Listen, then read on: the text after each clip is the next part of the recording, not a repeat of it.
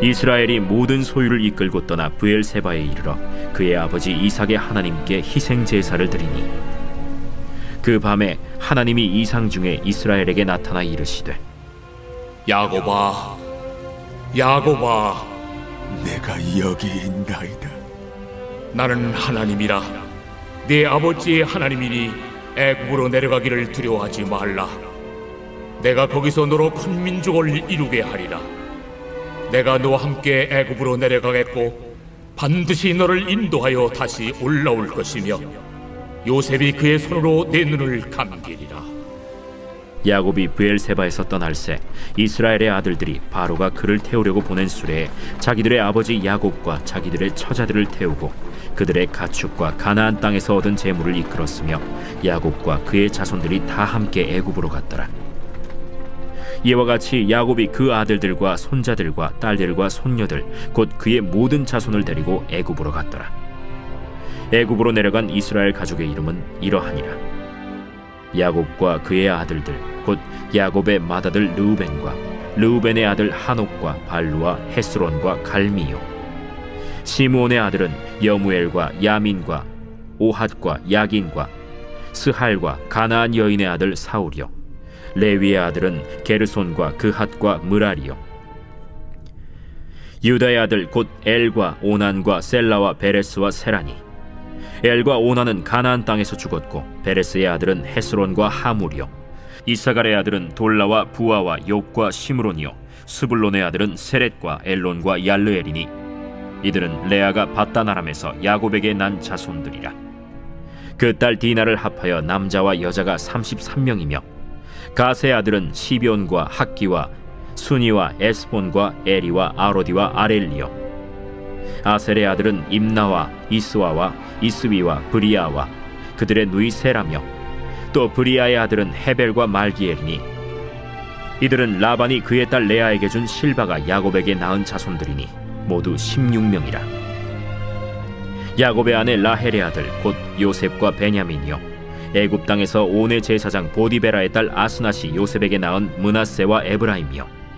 베냐민의 아들 곧 벨라와 베겔과 아스벨과 게라와 나만과 에히와 로스와 뭇빔과 훗빔과 아르시니 이들은 라헬이 야곱에게 낳은 자손들이니 모두 14명이요.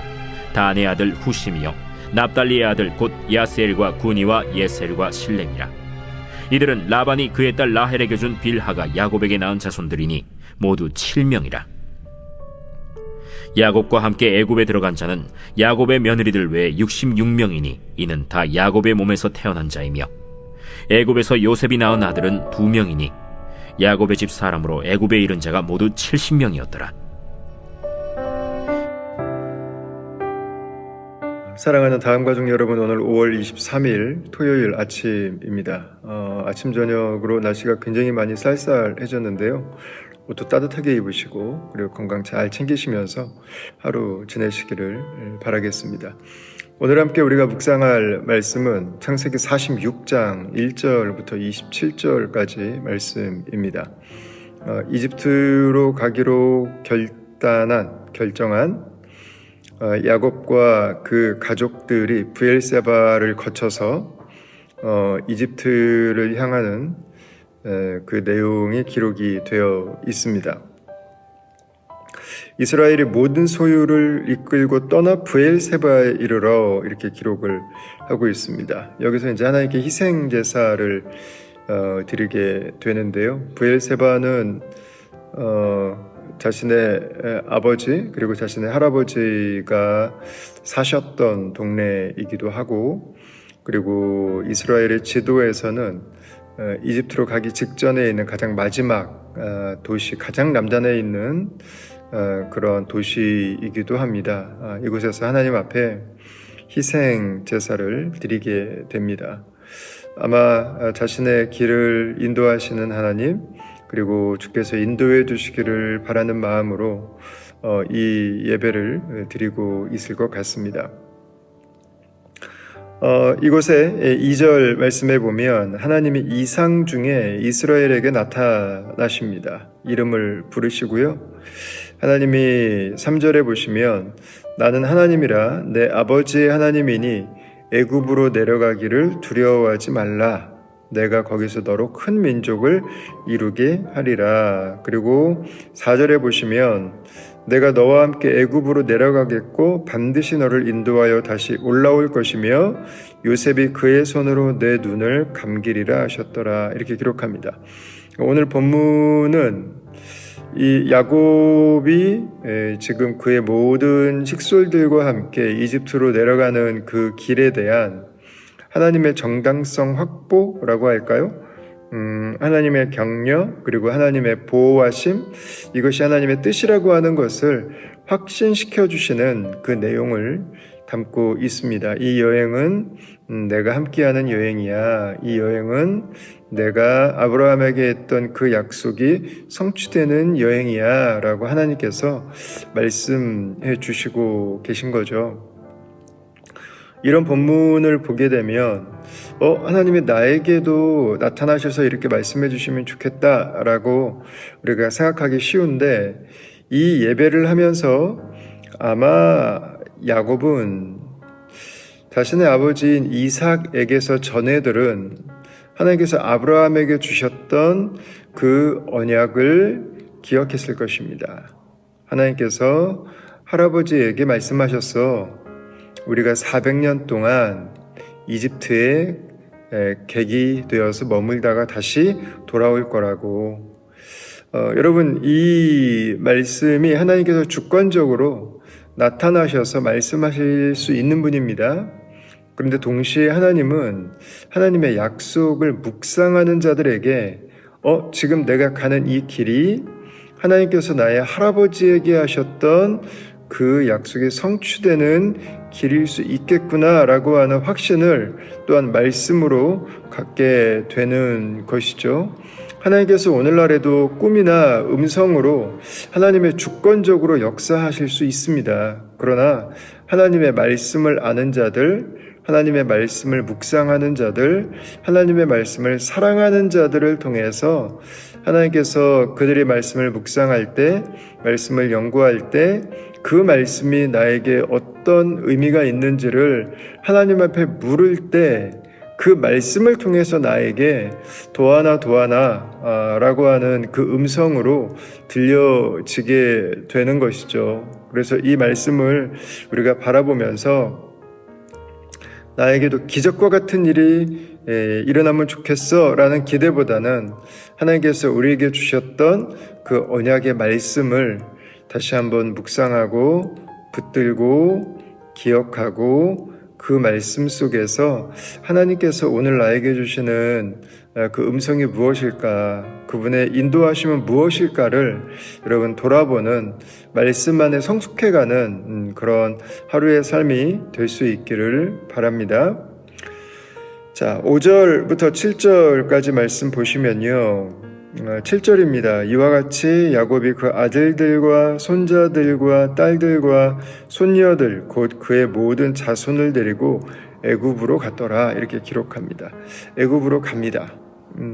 애굽으로 하나님께서 격려해 주심으로, 하나님께서 축복해 주심으로, 하나님께서 이 걸음이, 이 길이 하나님의 뜻이 이루어지는 하나님의 인도하심인 것을 확신하는 가운데 이집트로 가게 되는 거죠.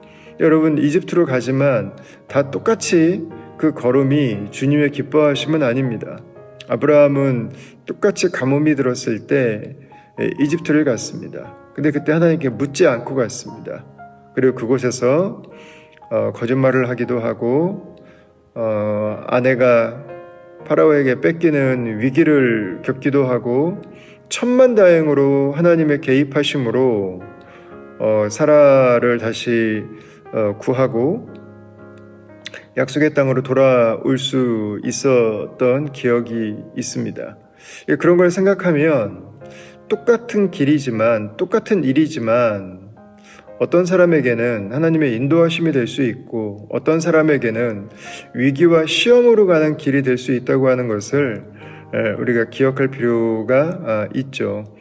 하나님께서는 창세기 26장 말씀에 보면 이삭에게는 가뭄이 들 때 이집트로 가지 말라고 말씀하시는 내용이 있습니다.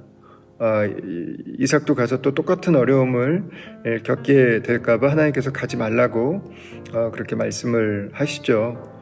근데 하나님께서 오늘은 가라고 말씀을 하십니다.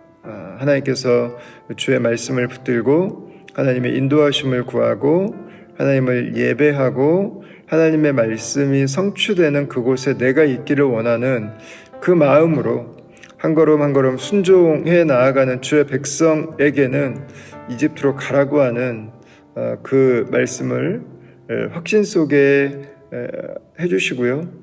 그리고 또 그 가족들이 다 같이 이집트로 들어가게 되는 거죠. 8절부터 27절까지는 이집트에 들어간 야곱의 후손들 70명의 이름이 기록이 되어 있습니다. 여기에는 요셉 그리고 그의 두 아들까지 다 포함이 되어 있습니다.